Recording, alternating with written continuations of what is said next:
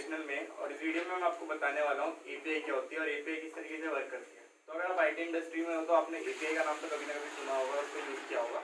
तो एपीआई का जनरली काम क्या रहता है कि आप कोई यूज़र हो गया या फिर कोई भी क्लाइंट हो गया, तो वो क्या करता है, सर्वर पर रिक्वेस्ट भेजता है किसी भी पर्टिकुलर डेटा की, और फिर वहाँ से क्या होता है, कुछ ना कुछ रिस्पॉन्स आता है उस वापस यूज़र के पास। ठीक है, तो ये काम कौन करता है, एपीआई करता है। एपीआई का यहाँ पे जनरली काम क्या होता है कि कोई भी रिक्वेस्ट को लेना यूजर से और वापस उस रिक्वेस्ट को सर्वर से लेकर वापस यूजर के पास आना। तो यहाँ पे एपीआई मीडिएटर का काम कर रहा है, रिक्वेस्ट को लेके जाने और रिस्पॉन्स को लेकर आने का। और यहाँ पे फिर आ जाती है सबसे पहले, जैसे आपको एक प्रैक्टिकली एग्जाम बताऊं मैंने, जैसे एक वेबसाइट है हमारे पास GoIbibo। ठीक है, अब इस वेबसाइट को अगर हम यूज करते हैं, इसमें हम क्या करते हैं, कोई ट्रिप प्लान करते हैं तो इसमें कई सारी चीजें, जैसे फ्लाइट बुकिंग हो जाती है, ट्रेन रिजर्वेशन हो गया, आपका होटल बुकिंग हो गई, ये सारी चीजें आप इस वेबसाइट के अंदर कर सकते हो। तो सबसे पहला हो गया जैसे फ्लाइट बुकिंग हो गई, ठीक है, होटल बुक हो गया, ट्रेन का रिजर्वेशन हो गया। ठीक है, अब जैसे फ्लाइट की कोई भी लोकेशन है, किस लोकेशन से कहाँ तक जा रही है, या फिर उसका कितना प्राइस है, ठीक है, ये सारी चीजें, कितने नंबर ऑफ सीट्स उसमें अवेलेबल है, ठीक है, बिजनेस क्लास में या फिर इकोनॉमिक क्लास में, ये सारी की सारी इंफॉर्मेशन इस GoIbibo वेबसाइट के पास कहाँ से आ रही है, खुद से तो डेटा कलेक्ट कर नहीं रही है।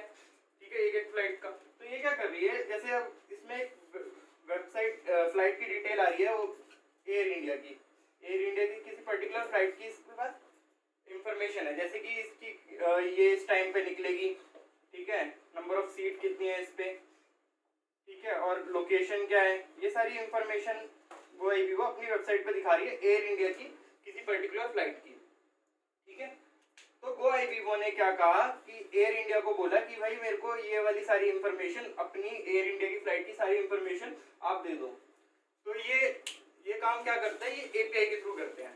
ठीक है, तो GoIbibo ने, एयर इंडिया ने क्या करा है कि उसको एपीआई दे देते हैं कि आपको ये फ्लाइट की इंफॉर्मेशन लेनी है तो आप मुझे आप ये एपीआई हिट करवाओ और इससे आपको ये सारी इंफॉर्मेशन मिल जाएगी। तो जो एयर इंडिया यहाँ पे क्या करती है, इसके लिए क्या बनाती है, एक एपीआई बना के देती है इनको कि भाई अब कोई भी वेबसाइट है, जो GoIbibo है या फिर कोई भी और भी वेबसाइट होगी, तो उनको भी ये यूज करनी है, इस पर्टिकुलर एपीआई को हिट करेंगे और ये सारी की सारी इंफॉर्मेशन उनको मिल जाएगी फ्लाइट से रिलेटेड। ठीक है, और ऐसी और भी बहुत सारी एपीआई हो सकती है एयर इंडिया की। तो अब सबसे पहले अगर GoIbibo को ये एपीआई यूज करनी है, तो एयर इंडिया की ये एपीआई यूज करनी है, तो उनको कुछ ना कुछ सिक्योरिटी की देनी पड़ेगी। ठीक है, सिक्योरिटी की देनी पड़ेगी, जिसको हम कई टोकन भी कह सकते हो, कुछ ना कुछ देना पड़ेगा। ठीक है, जिससे पता चलता है कि ये भाई वैलिड यूजर है GoIbibo। एयर इंडिया को कैसे पता चलेगा कि ये वैलिड यूजर है कि नहीं है GoIbibo पे, मतलब फेक GoIbibo। तो इसके लिए क्या होता है, सिक्योरिटी की उसको देनी पड़ती है, फिर एयर इंडिया इसको चेक करता है कि ये जो सिक्योरिटी की है सही है कि नहीं है। अगर ये सही होती है तो वो ये सारा का सारा डेटा इसको दे देगा, अदरवाइज वो इसको डेटा नहीं देगा। ठीक है, तो ये तो सिंपल सा एग्जांपल हो गया। सेम ऐसे ही ट्रेन के लिए हो गया, या फिर कोई भी और वेबसाइट हो गया। इसके हम जनरली इंडस्ट्री के अंदर बहुत सारी चीजें, जैसे कि आप रेजर पे अकाउंट अपनी वेबसाइट पे यूज कर रहे हो, तो कौन सी पेमेंट हुई है उस रेजर पे अकाउंट, इसकी डिटेल ये एपीआई के थ्रू आती है आपके वेबसाइट पे।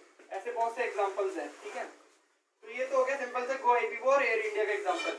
अब एयर इंडिया खाली ये लोकेशन ही नहीं देती, फिर उसके बाद वो और भी उसकी, और जो नेक्स्ट फ्लाइट है उसकी इंफॉर्मेशन भी देगी। उसके लिए उसने नेक्स्ट फ्लाइट की इंफॉर्मेशन के लिए भी एक अलग से एपीआई बना रखी होगी। फिर अगर GoIbibo को नेक्स्ट फ्लाइट की इंफॉर्मेशन चाहिए तो वो वाली उसकी नेक्स्ट एपीआई को हिट करवाएगा। ठीक है, इसके लिए अलग सिक्योरिटी की होगी, हर बारी एक अलग सिक्योरिटी की उसको यूज करनी पड़ेगी। ठीक है, एक नई एपीआई को हिट करवाने के लिए एयर इंडिया की। तो हर बार एक बार जरूरी नहीं होता कि सारी की सारी एपीआई में हमारे को सिक्योरिटी की जरूरत ही पड़े। कई सारी पब्लिक भी रहती है, जैसे कि आप वेदर फोरकास्ट की आपको इंफॉर्मेशन चाहिए तो कई सारी वेबसाइट उसको फ्री में आपको दे देती है, मतलब वो पर्टिकुलर एपीआई हिट करवाओ अपने ब्राउजर में तो वो आपको सारा इंफॉर्मेशन दे देंगे। ठीक है, तो ये हो गया सिंपल सा सिक्योरिटी वाला और एपीआई का यूज कैसे किया जाता है। तो अगर आप एज अ डेवलपर जाते हो तो आपको इतना पता होना चाहिए कि एपीआई कैसे वर्क कर रही है, एपीआई की क्या फंक्शनैलिटी रहती है और क्या क्या फीचर्स रहते हैं एपीआई के। कोडिंग लेवल पे इसको ऐसे यूज किया जाता है, जैसे कि आप अब एक डेवलपर, तो आपको एक फंक्शन बनाओगे, उसमें से आपको जैसे डेटा सेलेक्ट करके लेकर आना है, तो वो पर्टिकुलर फंक्शन हिट करवाएगा यूजर और वो सारा का सारा डेटा आप यूज कर सकते हो। तो होपफुली आपको समझ आ गया होगा कि एपीआई क्या होता है। अगर आपको वीडियो पसंद आई तो इसको लाइक शेयर सब्सक्राइब करना ना भूलें। हम इस तरीके की एजुकेशन वीडियो लेकर आते रहते हैं। Thank you very much for watching.